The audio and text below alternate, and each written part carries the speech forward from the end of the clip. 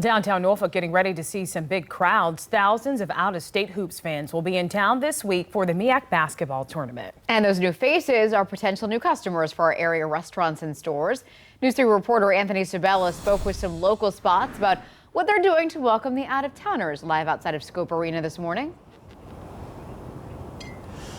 Hey, good morning. Yeah, so the first game of the MEAC basketball tournament tips off at noon tomorrow. You can see they've got the signage up here on the side of the arena, and they also have similar logos all across downtown Norfolk, so you know downtown is ready. This is expected to bring thousands of fans from Delaware and Maryland all the way down to Florida, and those people got to eat, right? So that's where the dozens of restaurants and hangouts within walking distance of the arena come into play here. You have to believe this has been on their radar for a while. We stopped in at Hair of the Dog on Granby Street and talked with the executive chef there. He says they're expecting a lot of foot traffic this week.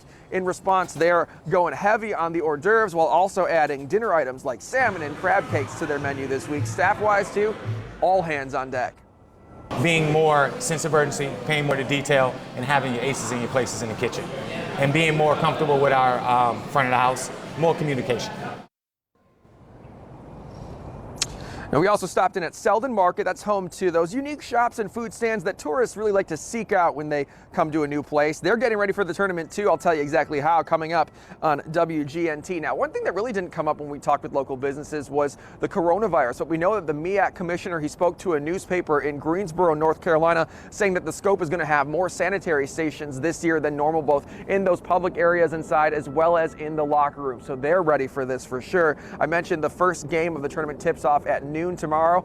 If you want to see the hometown heroes, Norfolk State, you're going to have to wait until Wednesday.